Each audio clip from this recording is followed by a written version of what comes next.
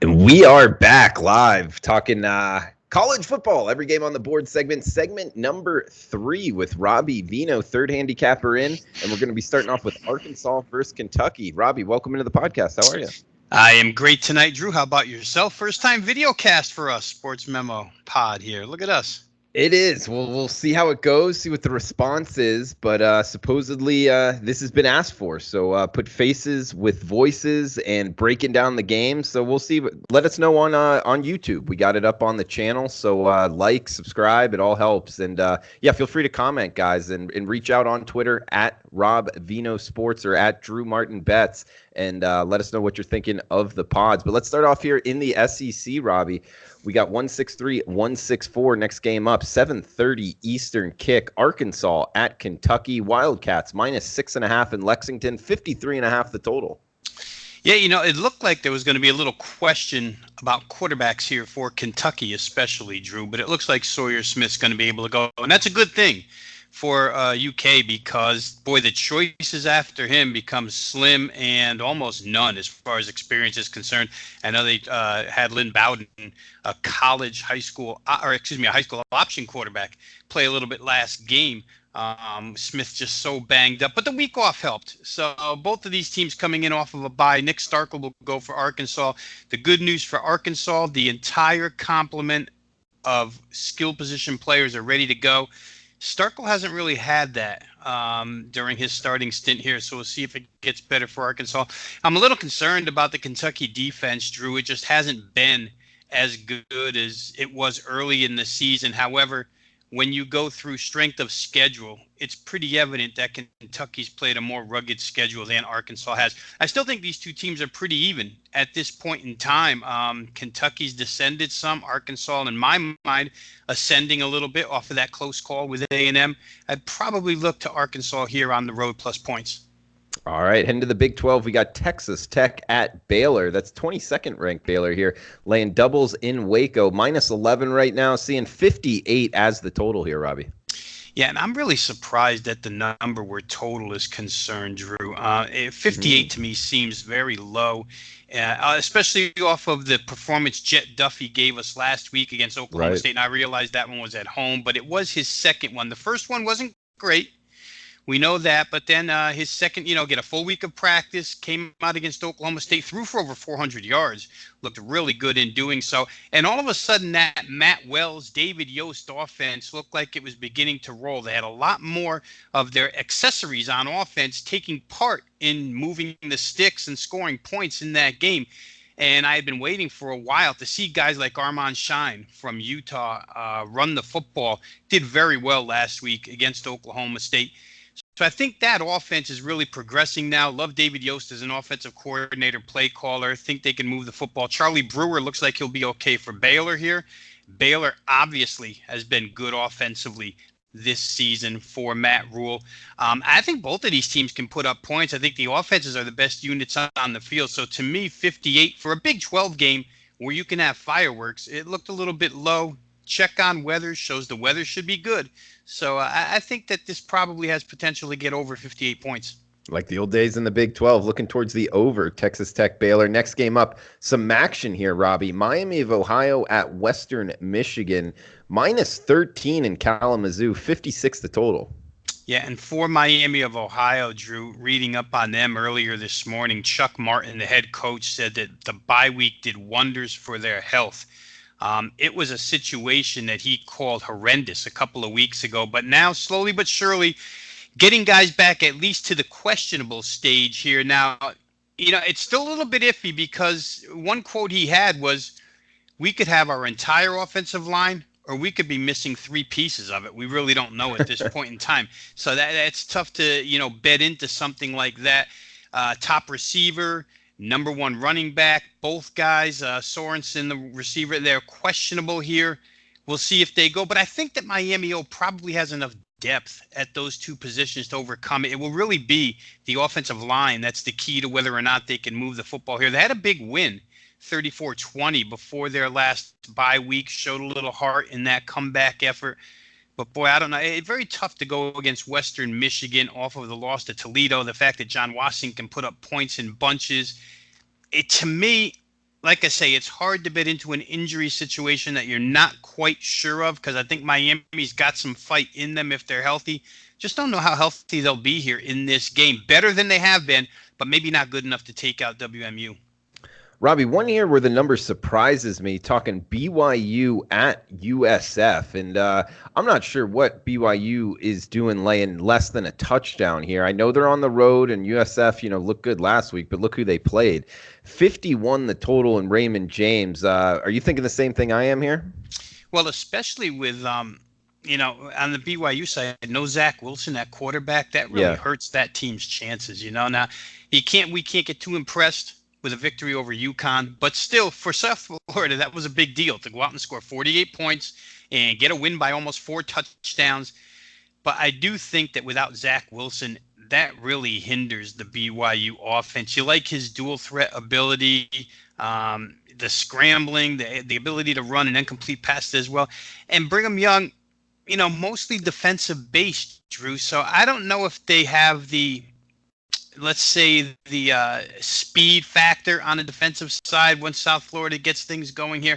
I kind of like the way South Florida played offensively last week. Like I say, not too thrilled with the fact that it was only against UConn, but my thought process here is that Brigham Young's just not going to be able to match points if touchdowns start occurring. As without Zach Wilson, who I really like as a quarterback, I'm not sure BYU can just turn around and hand it off, protect their young quarterback, and still keep this game close. With Wilson, they're the better team. Without him, I don't know that they are. Wow. Okay. So agreeing with this number, then possibly even looking towards USF there, it sounds. We got Cincinnati at Houston and AAC. Cincinnati -7 in the hook on the road. 51.5 the total, Robbie. Couple of ways to look at it here where Cincinnati's concerned. A, you could take the stance that they learned a hard lesson against Ohio State, because they've played very well since then, and the victory over UCF showed that they've made their way up to the top of the AAC, where Luke Fickell, when he first came in, wanted to get them. He had good recruiting classes. There was a lot of chatter about this team, but they finally got that signature win over the cream of the crop in the AAC. Now they get to, come off of that win. Can they sustain it, go to Houston, beat Houston? Certainly the defections or the redshirt seasons for Houston on the offensive side, De'Ara King hurt that team, but they came out with a win first time out. Without those two, this is an interesting game for me, Drew, because I think Cincinnati is overwhelmingly better on defense. There's no question about that. And Desmond Ridder and company ought to be able to get through the Houston defense as well. My only caution in this game is, can Cincinnati put back-to-back conference efforts together, especially in, big games? Houston still remains a big game with or without De'Ara King. So this will be the first real test to see if they can prove that they belong on top of the heap by putting together back-to-back efforts. I happen to think they can. I think Fickell's got that type of talent on this team. And Houston's had a week off, so Dana Holgorsen, obviously, week to prepare for since he could be tough as well. I guess a couple of ways to look at this one, but I tend to lean toward the Cincinnati side. Robbie, staying in the AAC here, we got UConn at Tulane. The Green Wave laying 34. Some places got 33. 58.5 the total. This one in the Big Easy, Robbie. And I'll tell you this, man. I like Willie Fritz's team here, and I'm going to lay it with the Green Wave. I know it's a big number, but going to get up against a bottom 10 program in all of college football, I think Tulane brings it on them. What are you thinking? Yeah, and I couldn't disagree with you, Drew. In fact, I would tend to, we always say we're not in the business of laying these huge numbers, but if you're going to, the physical mismatch that's going to take place on the field here, Tulane, they proved it against Auburn weeks ago that physically they can stand up to bigger teams right now. Willie Fritz has put together a very a powerful unit. UConn is not that. UConn just got shredded by a finesse team in South Florida. Tulane combines physicality with finesse and speed and explosiveness on offense. The new offensive system has looked really good so far this season. The balance in the offense. Boy, I just don't know how UConn stops Tulane from getting to 50-plus in this contest. Now, Connecticut has backdoored once to get a cover, and could they do it again? Certainly they could.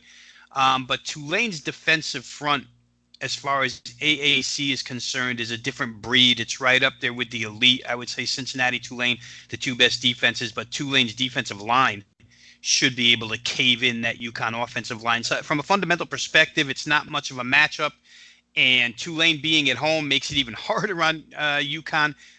I would say if you had to lay the points here, they just don't know how much UConn can produce, maybe 17 tops. Robbie, next game up, we got Mountain West versus the SEC here with UNLV, the Running Rebels, going on the road to Nashville. Vanderbilt laying 2 touchdowns here, minus 14, 57 now. Seeing some under money, 59 down to 57 here as the total. Yeah, let's start with the bad beat that UNLV took last week, plus 24.5, lose by 25, 31-13. Onside kick gets returned to the 6. Boise decides not to take a knee, running in for a touchdown and covered by half a point. No Armani Rogers again. Obviously, that hurts this team. They're more explosive with him. Charles Wilson did return their top running back. I think heading into last week, he was the number 1 rusher in the Mountain West Conference. But that's about it for UNLV. Now, Vandy's had a tough season, and they got Northern Illinois non-conference a couple of weeks ago, Drew, and at the time I had thought that might be the perfect elixir for their defense. It was, and Derek Mason wanted to try and tell us heading into the week against Mississippi that his defense had turned a corner. I think we saw that it didn't. Ole Miss got 31. I think we saw that the offense went backwards. Vandy only got 6. But I feel like if you just break them outside of SEC competition and put them in a matchup like this, they're going to score. I think Riley Neal and that offense, Keyshawn Vaughn, they're going to score. Can Vegas keep up? Boy, I'm not really sure there. I hate to lay points with Vanderbilt because it's just not a good defensive team at this point in time, and anything could happen. It's probably a game I'll stay away from. Little bit surprised that the totals come downward, Drew. In that Northern Illinois game, I think the game ended up on 42.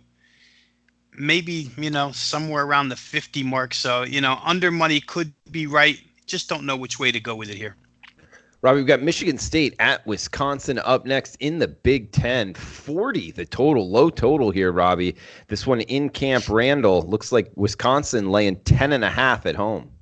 3 shutouts in 5 or 6 games, whatever it is for Wisconsin, maybe 3 and 5 games. So the defense has been tremendous. After last week's contest, Wisconsin's defense was praised as the best in the nation by the opposing coach.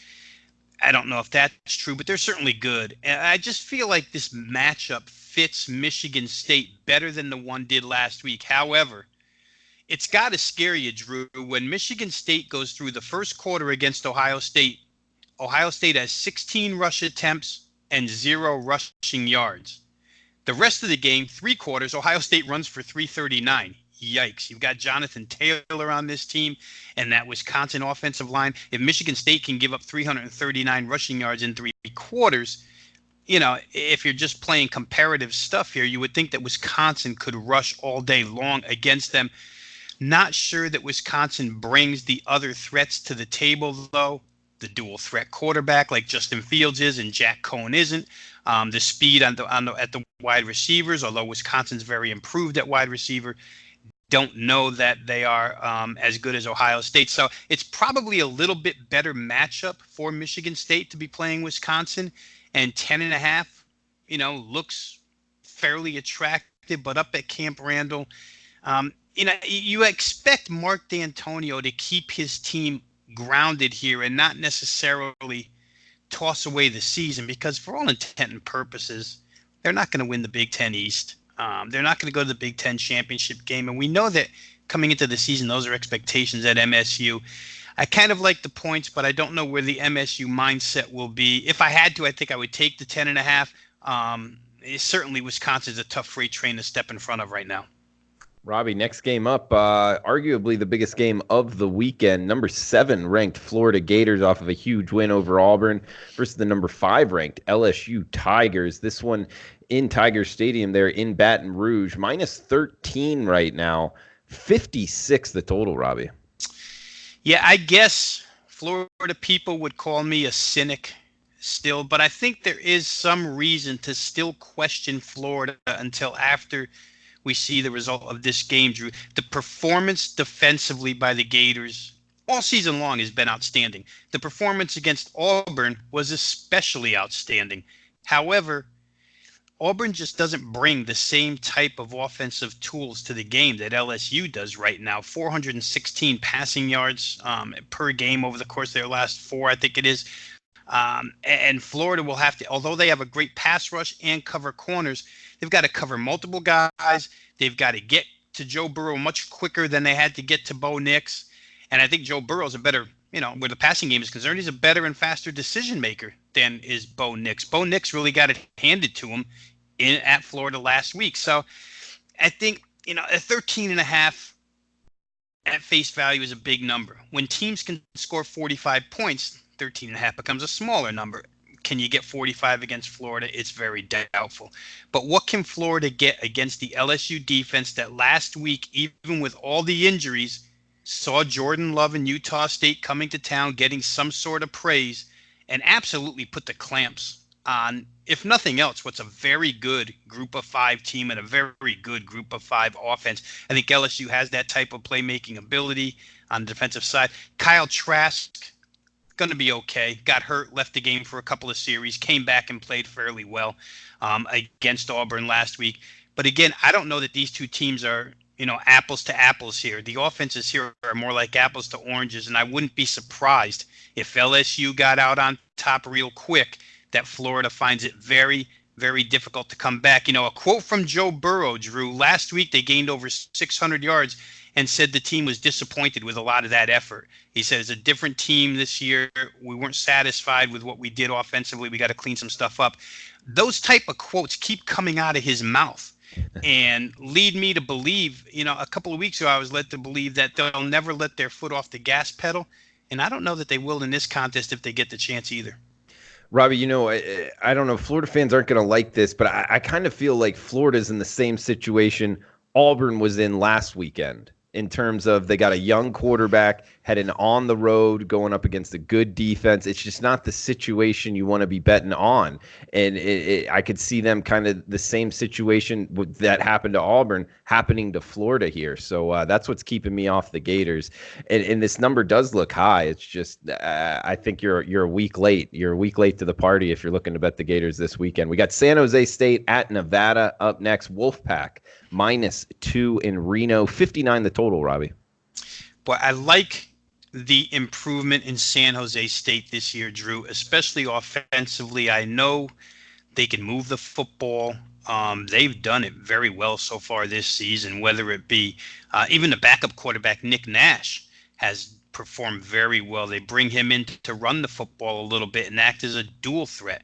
But Josh Love has been tremendous throwing the football. They've got weapons on the outside. Nevada, to me, has gone backwards offensively, especially a very, very stagnant offensive unit, as opposed to one that looks to strike vertically downfield consistently. San Jose State can't run the football, but they're going to put a lot of pressure on you with up-tempo, fast offense, and vertically push the ball down the seams. Hawaii absolutely lit the Nevada secondary up, and I don't know if comparing San Jose State or saying they're equal to Hawaii is correct. It probably isn't, but they're the same type of deal here, where moving the football through the air is concerned. So I think San Jose State, I think the line movement's correct, and I would take them +2. I think they're probably a good money line bet. He's Robbie Veno. Follow him on Twitter at Rob Veno Sports. Got a couple games left here. And guys, we got a coupon code Veno300. Takes $300 off Robbie Veno's college football and NFL full season package. That's the rest of the season for $300 off. Veno300 at checkout. So we just talked San Jose State, Nevada. Now we got Alabama at Texas A&M. 61 being the total here in College Station. -16.5. That's Alabama laying on the road, Robbie. Well, under the key number of 17 is scary. There's no question. If you're looking to take A&M, it's scary. However, I think situationally, it's a huge game for Texas A&M. They've been through big games and had a lot of chances already this season and failed. Every time they had a chance to step up, they failed. Jimbo Fisher, second year. I think bigger things were expected from the Aggie faithful. Here's a chance to redeem themselves for what's going on in the first 5-6 weeks of the season, including that close call with Arkansas, which, the fans don't expect. As bettors, guys could expect to take Arkansas with plus points. But, the fan base, the media down there, they're not expecting that. So this is a big chance situationally for Texas A&M. However, like I say, value-wise, I'm not so sure that 16.5 is enough. You could see a case and scenario where, 38-20 ends up your final score here, and that's an Alabama cover. One thing's been proven. I'm not going to say there's not anybody, but there's very, very few defenses that can stop Alabama from scoring points. In fact, I read a great article this week, Drew, that says that Alabama feels like their offensive efficiency and proficiency is actually hindering the defense this year. The defense isn't playing as well because the offense just scores too fast, does too much, with no real signal toward what the problem would be, which was injuries for Alabama. The defensive front we know has been banged up forever. The offensive line is banged up. It remains banged up. But Tua and company put points up on the board. But I'm really, really wanting to take points with Texas A&M because I think they'll show up big here. But like I say, I'd love to have the other side of the hook, the 17.5 rather than the 16.5. We'll see if maybe this gets pushed up. Alabama's a public team. Maybe we can get to that price point. Guys, check out Robbie Veno's packages at sportsmemo.com. His 5% blue chips, 137 and 87. That's 61% all the way back to 2007. So over a decade there, he's hitting 61% on his 5% plays. And college football's been good. He's got a lot of wins of recent. So he's seeing the college football gridiron very well right now. And you can get the rest of his season, college football, NFL, for $300 off using the coupon code VENO. That's VENO 300 at checkout. Robbie, is there anything else you want to throw out here before we shut this segment down? Yeah, I'd apologize for people who see my eyes keep going up on this video cast here, Drew, because I've got the Dodgers on a monitor ahead of me, and I'm watching them try and put a couple more runs on the board here against the Washington Nationals. So we're paying attention to a lot of things this time of year, that's for sure. Absolutely, Robbie. And guys, on the video, it's made to put face to the voice, but it really is the podcast, so it's more of a simulcast, Robbie. So not fully focused on the camera, if you know what I mean, man. Good deal. All right, Robbie Veno in the house. Thanks for the time, Robbie. Best of luck with your bets, and I guess, Robbie, we'll be talking NFL Every Game on the Board podcast on Friday. So, guys, we'll be right back with Teddy Covers to break down the last portion of the College Football Every Game on the Board podcast.